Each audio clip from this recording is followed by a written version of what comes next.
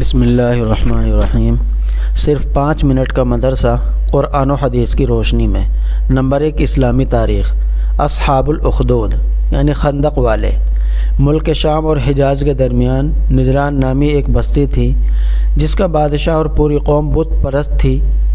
وہاں ایک جادوگر رہتا تھا۔ اسی جادوگر کے بل بوتے پر حکومت چلتی ہی۔ جب اس کی موت کا وقت قریب ہوا تو بادشاہ سے درخواست کی کہ ایک ہوشیار لڑکا مجھے دیا جائے جسے میں اپنا علم سکھا دوں۔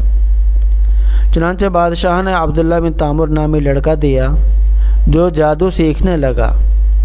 ایک دن راستے میں ایک راہب ملا، یعنی راستے چلتے ہوئے کوئی آدمی ملا جو دین حق پر تھا۔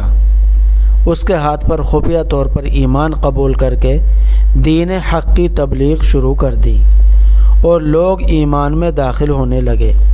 جب بادشاہ کو اس کی خبر ہوئی تو اس لڑکے کو ہلاک کرنے کی متعدد تدبیریں کی مگر وہ ناکام رہا۔ بالآخر لڑکے نے بادشاہ سے کہا، اگر تو مجھے قتل کرنا ہی چاہتا ہے تو شہر کے تمام لوگوں کو جمع کر کے مجھے سولی پر لٹکا دے، پھر بسم اللہ رب الغلامی کہہ کر مجھ پر تیر چلاؤ۔ بادشاہ نے ایسا ہی کیا تو لڑکا شہید ہو گیا، مگر مجمع کے تمام لوگ ایمان میں داخل ہو گئے۔ بادشاہ یہ دیکھ کر بوکھلا اٹھا اور اس نے خندقیں کھدوا کر آگ دہکائی اور تقریباً 20,000 ایمان والوں کو اس میں ڈال کر شہید کر ڈالا۔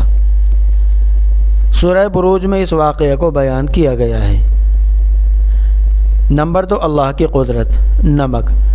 اللہ تعالیٰ زمین کی کانوں اور سمندر کے کنارے پانی سے ہمیں نمک عطا کرتا ہے۔ سمندر کے پانی سے نمک بنانے کا طریقہ یہ ہے کہ اس کھارے پانی کو چھوٹی چھوٹی کیاریوں میں جمع کیا جاتا ہے، پھر سورج کی دھوپ اور گرمی سے پانی جذب ہو جاتا ہے اور نمکین مادہ زمین کی سطح پر نمک بن جاتا ہے، جس کو ہم اپنے کھانے پینے کی بے شمار چیزوں میں شامل کر کے مزیدار بنا لیتے ہیں۔ بلا شبہ اللہ تعالیٰ ہی اپنی قدرت سے پانی کے اجزاء کو ختم کر کے ہمارے لیے نمکین پیدا کرتا ہے۔ نمبر 3، ایک فرض کے بارے میں۔ غسل میں پورے بدن پر پانی بہانا۔ رسول اللہ صلی اللہ علیہ وسلم نے فرمایا، جسم کے ہر بال کے نیچے ناپاکی ہوتی ہے، لہٰذا تم بالوں کو دھو اور بدن کو اچھی طرح صاف کرو۔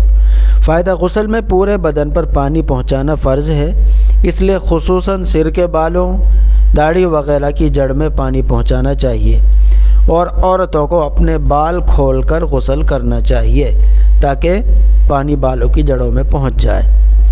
نمبر 4، ایک سنت کے بارے میں۔ بلندی پر چڑھتے اور اترتے پر ذکر۔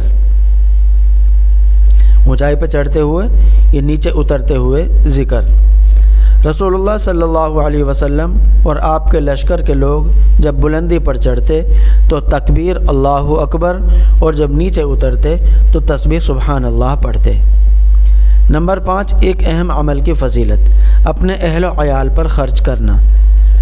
رسول اللہ صلی اللہ علیہ وسلم نے فرمایا، اگر آدمی اپنے اہل خانہ پر ثواب کی نیت سے خرچ کرے تو یہ خرچ کرنا اس کے حق میں صدقہ ہوگا۔ نمبر 6، ایک گناہ کے بارے میں۔ جھوٹ کی نحوست۔ رسول اللہ صلی اللہ علیہ وسلم نے فرمایا، جب بندہ جھوٹ بولتا ہے تو فرشتہ اس کے جھوٹ کی بدبو کی وجہ سے 1 میل دور چلا جاتا ہے۔ نمبر 7، دنیا کے بارے میں۔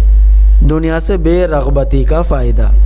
رسول اللہ صلی اللہ علیہ وسلم نے فرمایا، دنیا کی خواہش کا نہ ہونا جسم اور دل کے لیے راحت ہے اور دنیا کی آرزو رنج و غم کو بڑھاتی ہے۔ نمبر 8، آخرت کے بارے میں۔ قیامت کے دن آسمان کا پھٹنا۔